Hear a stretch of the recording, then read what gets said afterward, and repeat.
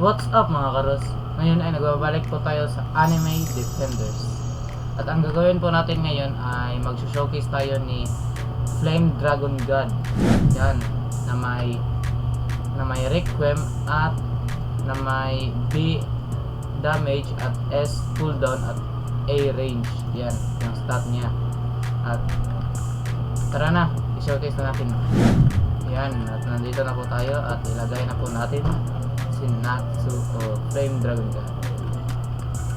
At maganda pala to si Flame Dragon God mga karos kasi makakasulo siya sa raid. Yan, kahit wala siyang Almighty o Requiem, makakasulo siya sa raid. Merong magawa ko ng tutorial kung paano niyo masulo yung raid sa paggamit lang ng Flame Dragon God. Yan, magawa ko ng tutorial. Ay, wait lang.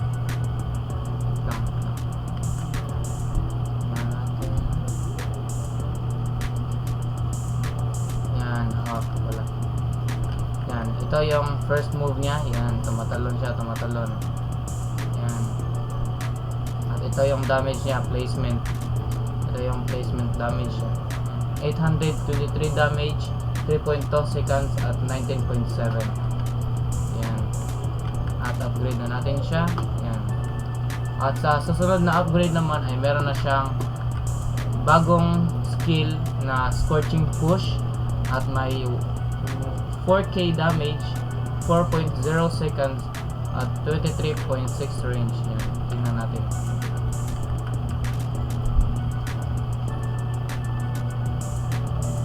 Yan. Nagda-dash siya sa kalaban. Yan. Nagda-dash siya sa kalaban. At upgrade natin ulit. Yan. Dito lang tayo dito. At sa susunod na upgrade naman ay meron na siyang bagong skill na Inferno Hit na may 7k damage, 4.9 seconds at 26.3 range. Yan. Tingnan natin kung anong ginagawa niya. Yan. Yun. Nagda-dash siya at bumubuga ng apoy. Yan. At multi-hit rin.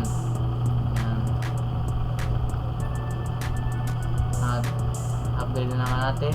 At sa susunod na upgrade naman ay may bagong ulit na po siyang skill na Burning Fury na may 11k damage, 6.5 seconds at 31.5 range. Yan. Upgrade natin yan. Upgrade.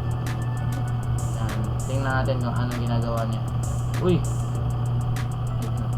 Tingnan natin ulit. Uy! Tumatapon siya ng apoy. Yan. Tinatapon niya yung apoy. Yan. Yan natin. Yan. At upgrade na po natin siya ulit. Yan. At sa sunod na upgrade naman ay meron siyang tinatawag na Draconic Chaos na may 16k damage, 7.3 seconds at 36.8. Yan. Nahulog. Upgrade natin siya guys. Upgrade natin siya.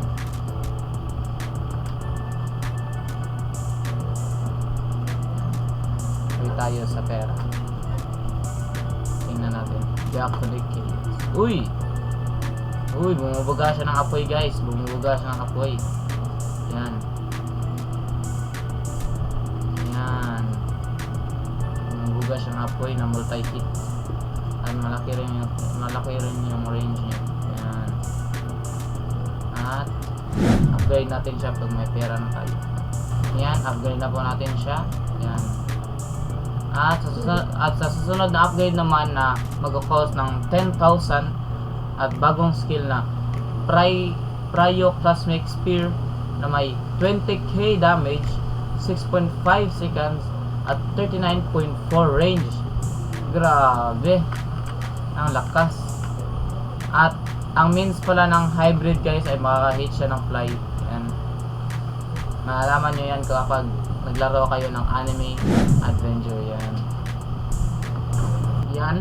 10k na po yung yen natin at upgrade na po natin sa Flame Dragon God. Tingnan natin kung ano gagawin niya. Yan. Nagsusummon siya ng Ball of Fire at itatapon niya sa kalaban. Yun. At 2k yung ticks niya guys. Yan. Yung fire niya, yung burn. 2k yan. Every ticks. Yan. Tingnan natin. Yan. Nagsusummon siya ng Ball of Fire.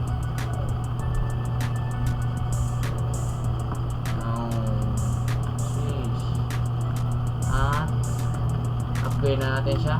At last upgrade na po na to ni Flame Dragon God guys. Last upgrade na to niya na may 21 ay sabihin natin 22k damage, 6.5 second at 39.4 range. Yan, max damage niya yan guys. Grabe ang lakas. At may burn pa yan kaya hindi talaga 22k yung damage niya.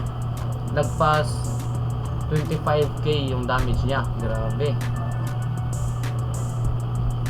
Hintayin natin na mag-11k yung yan. Pera natin.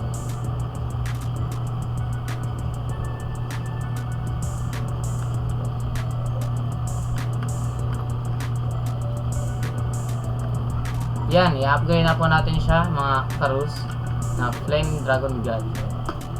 At max na po yung Flame Dragon God natin. At yun lang. Salamat sa panonood ng ating video. So please don't forget to like and subscribe. So see you guys in my next video.